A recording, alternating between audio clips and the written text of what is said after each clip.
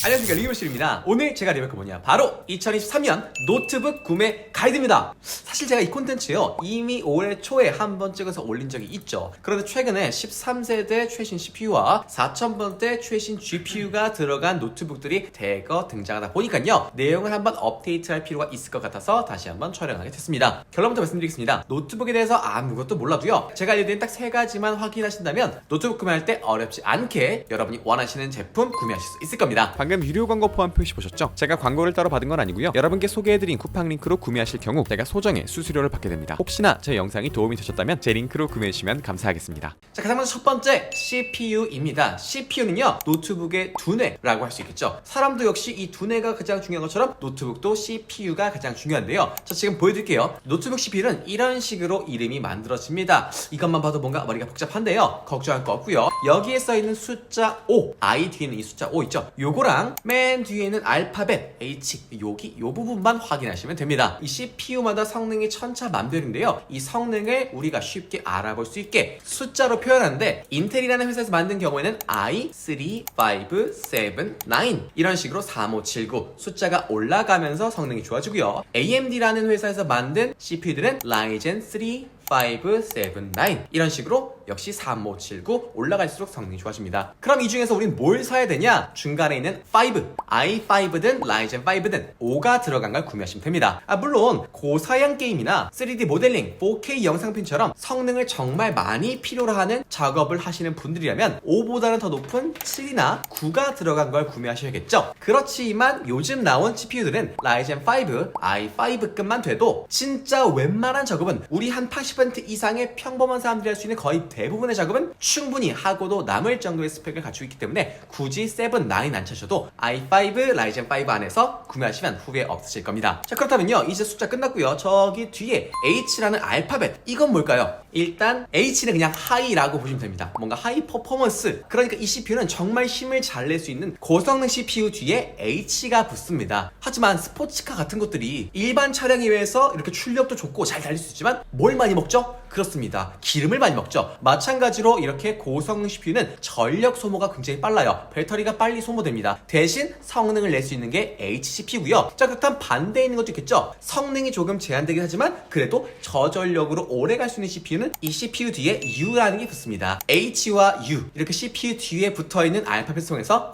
이거는 저전력 CPU구나, 이건 고성능 CPU구나 확인할 수 있는 겁니다. 그렇다면 내가 좀 게임 같은 혹은 영상 편집 같은 작업을 주로 한다 라고 하시는 분들은 뒤에 H가 붙은 거, 난 그런 거 주로 하지 않아, 나는 그냥 인터넷 서핑, 문서 작업, 가벼운 캐주얼 게임 정도야, 배터리가 오래가는 제품을 원해 라고 하시는 분들은 U가 붙은 거 구매하시면 되겠죠. 간혹 가다가 여기에 P가 붙은 것들이 있어요. P, 이거는 H와 U CPU 사이에, 그러니까 중간에서 타협을 한 어느 정도 성능도 챙기고 어느 정도 배터리도 챙긴 녀석이라 보시면 됩니다. 쉽죠? CPU 앞에는 숫자 5가 붙은 거, 그리고 뒤에 있는 알파벳은 H나 U. 자, 그런데 이렇게 말씀드리면 꼭 어떤 선택을 하시냐? 그래, 나는 일반적으로 문서 작업하고 캐주얼 게임도 하지만 그래도 성능 좋은 거 원해, 성능이 저게 좋겠지 라고 하면서 H가 붙은 고성능 CPU를 구매하시는 경우가 많은데요, 이거는 정말로 사용 목적에 따라 구매하시는 게 맞습니다. 저도 H가 붙은 CPU 쓰고 있는데요, 주 사용 목적이 문서 작업임에도 불구하고 고성능 CPU다 보니까 배터리가 5시간 안팎입니다. 게임 하는 것도 아니고요, 그냥 문서 작업 하는데도 그래요. 그러니까 나는 최대 속도로 한 110, 120밖에 안 밟는 사람인데 그래도 성능 좋으면 좋지 하면서 스포츠카를 사서 동네 마트 장보러 다니는 꼴입니다. 돈을 버리고 다니는 거죠. 굳이 그러지 마시고요, 여러분의 용도에 맞는 U CPU든 H CPU든 고르시는 게 맞습니다. 그리고 정말 성능이 필요하신 분들은 i5나 Ryzen 5가 아닌 Ryzen 7, i7 정도 구매하시는 게 맞고요. 자, 그 다음 두 번째, 이제 GPU입니다. GPU는 그래픽 카드라고 노트북의 디자이너라고 보시면 돼요. 이 GPU는요, 모든 사람에게 필요한 건 아니고요, 보통 게임 하시는 분들, 특히 그 중에서도 3D 게임 하시는 분들이 많이 필요로 하는 그래픽 카드입니다. 그럼 다시 말해서 이런 게임을 주로 하지 않는다면 없어도 되는 거라고 보시면 돼요. 없어도 돼? 그래도 나는 롤이나 메이플 같은 캐주얼 게임을 하는데 그러면 이 GPU가 있어야겠구나 라고 생각 안 하셔도 되는 게요, 우리가 무거운 외장 그래픽 카드가 따로 들어가지 않아도 이 CPU 자체에 그래픽 카드가 있습니다. 내장 그래픽 카드란 건데요, 이것만으로도 우리가 주로 하는 롤이랑 메이플, T1 같은 간단한 캐주얼 게임들, 2D 게임들은 충분히 가능합니다. 아무 걱정 안 하셔도 돼요. 자, 그러면 언제부터 이 외장 그래픽카드 필요하냐? 혹시 포토샵, 일러스트, 저 영상 편집할 거예요. 프리미어 프로 전혀 필요 없습니다. 아까 말씀드린 것처럼 3D 게임, 예를 들면 배틀그라운드나 로스트 아크, 오버워치 정도도 사실 내장 그래픽 가능했었는데 요즘은 얘가 오버워치 2가 되면서 그래픽카드 요구 수치가 조금 올라갔어요. 그래서 이 정도 되면 이제부터는 외장 그래픽카드가 필요한데요. 외장 그래픽카드도 어렵지 않습니다. RTX 3050, 60, 70, 80 이런 식으로 앞에 있는 30은 세대를 뜻하고요. 뒤에 있는 50, 60, 70, 80이 이 그래픽카드의 성능을 뜻합니다. 세대? 그럼 우리가 보통 이제 아이폰 13, 14 이렇게 말하는 것처럼 정확한 표현은 아니긴 하지만 RTX 30이니까 뭐 세 번째 세대라고 보시면 되고요. 그럼 이 다음에 나온 건 그렇습니다. 40으로 시작하겠죠. 4000번대라고 주로 불려요. 요즘 4000번대 그래픽카드가 들어간 게 많이 나오고 있는데요. 4000번대 역시 그러면 40, 50, 60, 70, 80 이런 식으로 그래픽카드의 성능이 점점 좋아지겠죠. 아까 말씀드린 것처럼 배틀그라운드랑 로스트아크 같은 국내 온라인 3D 게임이나 뭐 간단한 3D 오토캐드 정도 할 거다 라고 하시는 분들은 3050, 그러니까 이전 세대이고 가장 낮은 엔트리급이다 보니까 저렴하게 구매가 가능합니다. 지금은 거의 한 70만원, 80만원대에서도 이 3050이 들어간 좋은 게이밍 노트북 구매할 수 있어요. 3050 정도면 되고요. 그 이상의 작업을 원한다. 나는 고사양 스팀 게임도 하고 싶고 4K 영상 편집 그리고 3D 영상 작업 같은 거 하고 싶다 하시는 분들은 최소한 3060 이상 되는 제품, 3060, 70, 80 이런 제품 구매하시면 좋고요. 당연히 최신 세대 4050, 4060 뭐 이런 것들 구매하시면 좋습니다. 자, 그럼 정리를 한번 해볼게요. CPU 같은 경우엔 i5나 라이젠 5급이면 충분하고요. 여러분의 용도에 맞춰서 자주 들고 다닌다, 사무용 위주로 쓸 거다 하시면 뒤에 U가 붙은 거, 배터리에 상관없이 고사양 작업을 주로 한다, 게임을 할 거다 하시면 뒤에 H가 붙은 거 구매하시면 됩니다. 자, 그럼 GPU, 외장 그래픽 카드 같은 경우엔 사무 작업하시는 분들은 아무 신경 안 쓰셔도 되고요. 게임 하시는 분들만, 특히 게임도 3D 게임 하시는 분들만 필요한 건데 3050 이상 되는 제품을 구매하시면 된다. 최신 제품을 원한다면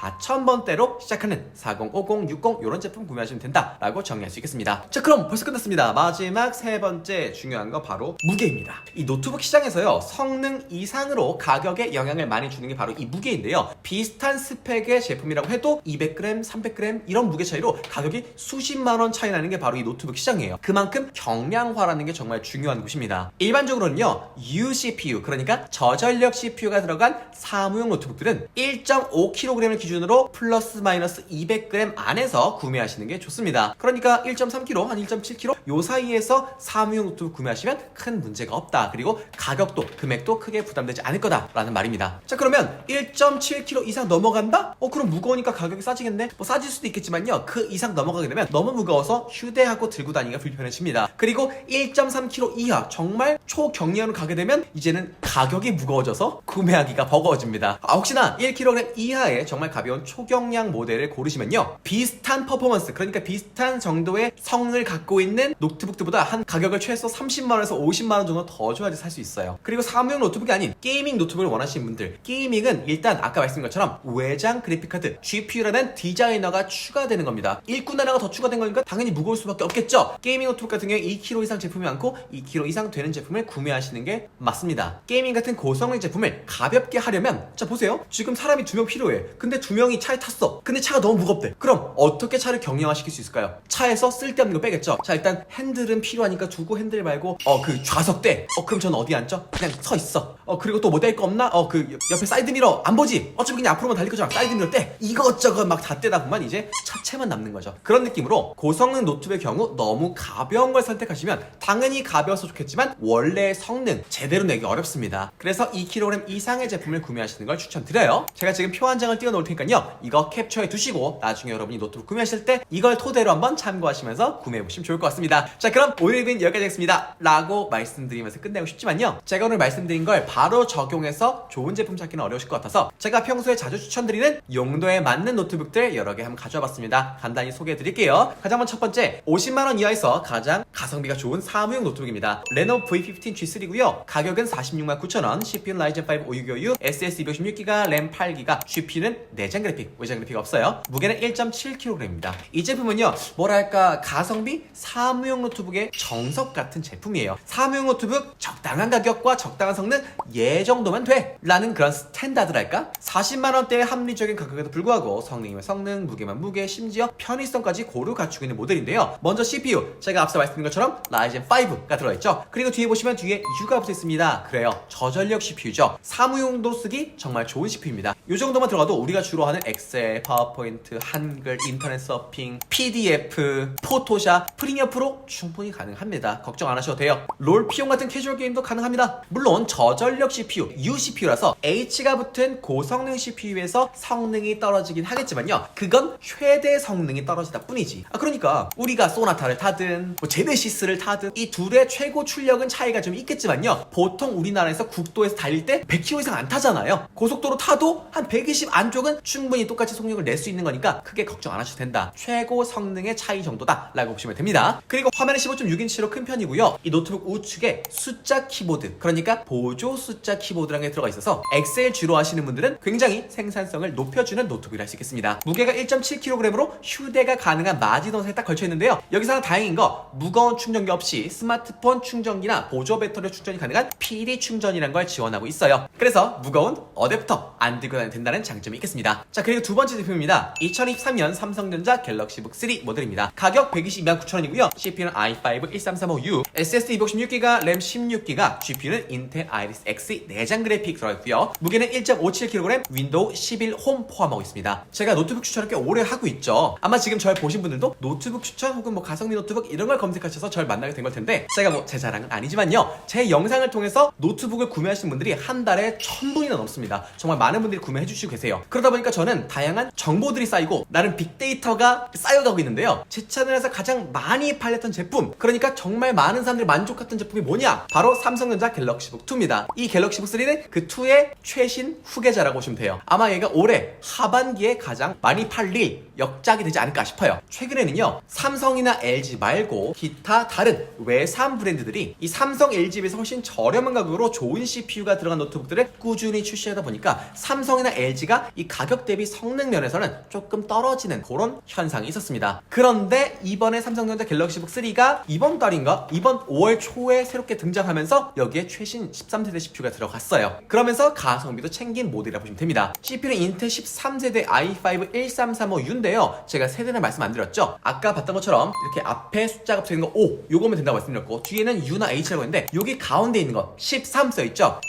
13세대를 뜻합니다. 그럼 이전 거는 12세대, 그 이전 거는 11세대, 이런 식으로 달라집니다. 어쨌든 지금 13세대가 최신 CPU다. 이전 12세대보다 CPU 성능이 약 15%가량 더 업그레이드 되고요. 전력 효율도 크게 개선이 돼서 학생분들은 물론이고 직장인분들께 많이 추천드릴 수 있는 노트북이에요. 이 정도 성능이면 문서 작업 당연히 충분히 가능하고요. 노트북의 작업 공간이라 할 수 있는 램도 기본적으로는 8기가 정도만 들어가는데 얘는 16기가나 들어갑니다. 자, 그럼 좋은 게 뭐냐? 작업 공간이 넓으면 내 책상이 넓은 거니까 이 안에서 많은 작업들을 동시다발적으로 멀티태스킹으로 하기 좋다라고 볼 수 있겠습니다. 그래서 포토샵이나 일러스트, 프리미어 프로 같은 램을 많이 소모하는 디자인 작업들도 빠릿빠릿하게 처리할 수 있다는 장점이 있겠죠. 그리고 별도의 외장 그래픽은 없지만요, 이 CPU에 있는 내장 그래픽이 아이리스 X이라고 내장 그래픽 카드 중에선 가장 좋은 그래픽 카드라고 볼 수 있습니다. 얘만 해도 뭐 롤, 피온, 스타 같은 캐주얼 게임들 풀옵션으로 충분히 즐길 수 있으니까 많은 분들이 만족하시고 있는 제품이에요. 무게도 1.57kg으로 앞서 소개해드린 VP15보다 더 가볍고요. PD 충전도 지원하고, 심지어 이 제품 윈도우 11 홈을 기본으로 탑재하고 있습니다. 사실 이 윈도우란 게요, 공짜가 아닙니다, 여러분. 노트북 가격은 노트북 가격이고요. 이 노트북을 쓰고 싶다? 그러면 윈도우를 직접 돈 주고 사서 설치를 해야 돼요. 근데 이 윈도우 가격이 얼마냐? 보통 10만원 이상 되거든요. 근데 이 제품 같은 경우엔 윈도우가 포함된 가격, 심지어 내가 설치 안 해도 알아서 설치가 되었으니까 받자마자 간편하게 쓸 수 있다는 장점이 있습니다. 자, 그리고 마지막으로 브랜드가 삼성이다 보니까 사실 노트북이 그렇게 자주 고장나는 전자제품은 아니지만 한번 고장나면 야, 이거 어떻게 고치지? 좀 고민 많이 되고, 특히 외산 브랜드들 같은 경우엔 AS3 센터가 집 근처에 있는 거 아니다 보니까 조금 걱정되는데, 삼성은 뭐 어딜 가나 서비스 센터가 있으니까 크게 걱정 안 해도 된다는, AS로부터 자유롭다는 장점도 있겠습니다. 자, 그리고 다음 세 번째 제품입니다. 게이밍 노트북 원하신다면 이 제품 구매하시면 후회 없으실 거예요. HP 2023년 5맨 16인치 모델입니다. 가격 119만 9천원이고요. CPU는 인텔 i5 12500H, SSD 512GB, 램 16GB, GPU는 RTX 3060, 무게 2.35kg, 윈도우 11 홈 포함하고 있습니다.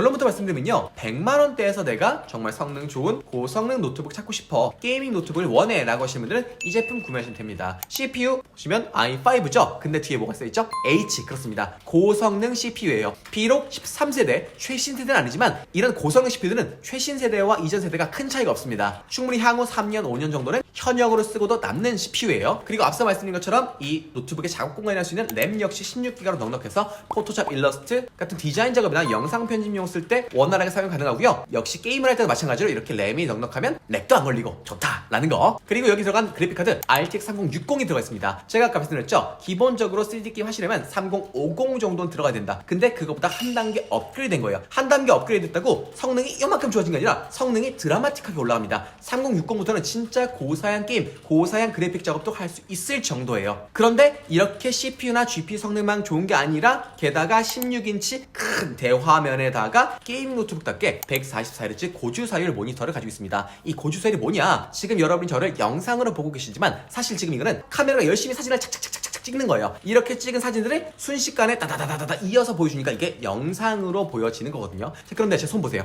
여기 손 잔상 보이시죠? 잔상. 자, 이렇게 잔상이 보이는 이유가 뭐냐? 이미지의 개수가 보통 1초에 30장을 보여줍니다. 지금 보고 계신 영상은 30장짜리예요. 그러니까 1초에 아무리 빨라도 30장의 이미지밖에 없는 건데 이게 2배가 되면 60Hz가 되면 훨씬 손이 부드럽고 잔상이 안 보이겠죠. 근데 이게 144Hz 1초에 144개의 이미지를 보여주니까 물 흐르듯 영상이 보여주고, 그렇다면 맞습니다. FPS 게임처럼 레이싱 게임처럼 움직임이 많은, 모션이 많은 게임을 할 때 이렇게 고주사율 모니터들은 훨씬 부드럽고 눈이 덜 아픈 사용자 경험을 제공해준다 라는 거. 게다가 윈도우 11 홈까지 포함하고 있다 보니까 노트북을 잘 모르시는 분들 역시 게임을 원한다? 그럼 그냥 이 노트북 사셔서 바로 받자마자 뭐 윈도우 설치, 드라이버 설치 이런 거 할 필요 없이 그냥 게임 플레이 가능하다라는 장점이 있겠습니다. 자, 다음 마지막 네 번째 제품입니다. 휴대용 고성능 노트북 ASUS 2022년 로그 플로우 Z13 모델입니다. 가격 139,900원이고요. CPU는 인텔 i7, 7 모델이네요. 12700H, SSD 512GB, 램 16GB, GPU RTX 3050, 무게 1.18kg.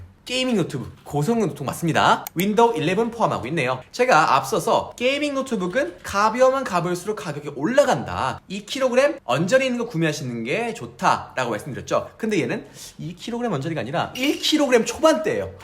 그러면 여러분 확실히 알고 하셔야 되겠어요. 이건 아셔야 돼요. 아까 말씀드린 것처럼 얘는 CPU도 GPU도 고성능이에요. 근데 무게를 이렇게 줄였어. 그렇다면 어쩔 수 없이 이 발열에 대한, 이렇게 CPU, GPU 열심히 일하면 당연히 열이 날 거 아니에요. 우리도 운동 열심히 하면 열이 납니다. 자, 그러면 이렇게 열이 날 때 어떻게 해야 돼요? 옷을 벗거나 선풍기를 쐬거나 하고 열을 식혀야 되는데 노트북도 마찬가지입니다. 이렇게 열을 빨리 식혀줘야 제대로 일을 할 수 있어. 만약 열 안 식히면 더워 죽습니다. 그런데 이 제품 워낙 가볍다 보니까 팬 같은 것도 조그만 게 들어가 있고요. 조그만 게 열을 빨리 빼야 되면 고속으로 돌아갑니다. 그러니까 평상시엔 괜찮은데 내가 정말 고성능 작업을 한다? 그럼 소음이 조금 발생할 수 있고 발열에선 약간 다른 게이밍 노트북보단 아쉬운 점이 있을 수 있다는 거. 그럼 이 노트북 왜 사요? 가벼우니까 사죠. 자, 아까 말씀드린 것처럼 i5만 사셔도 되는데 얘는 i5 한 단계 업그레이드된 i5보다 더 좋은 i7이 들어있고 H 고성능 CPU죠. 그리고 외장 그래픽카드 3050입니다. 자, 그러면 생각해 볼게요. CPU 성능 이게 좋은데 왜 RTX 3050을 넣어줬지? 얘보다 더 좋은 3060 정도 넣어줘야 뭔가 어느 정도 밸런스가 맞는 거 아닌가? 그렇습니다. 이 제품은요, 로스트아크, 배틀그라운드 같은 이런 게임들 하는 용도로 좋지만요, 누구를 위한 걸까요? 정말 게이머 분들을 위한 노트북이라기보단, 그렇습니다, 휴대하면서 이곳저곳 왔다 갔다 하면서 디자인 작업, 영상 작업, 그래픽 작업 하시는 분들을 위한 노트북을 볼 수 있어요. 자, 그래서 실제로 이 화면을 보면 13.4인치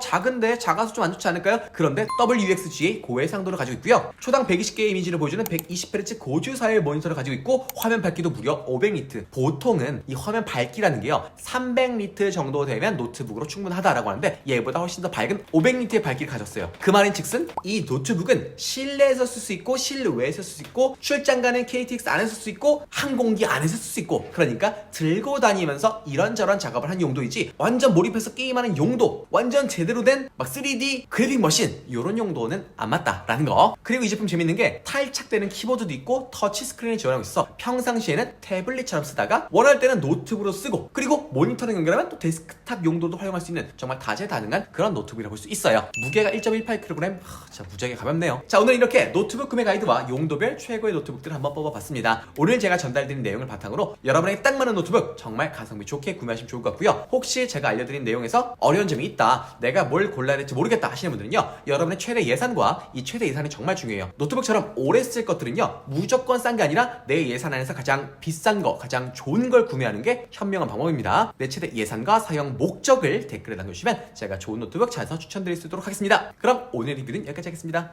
안녕!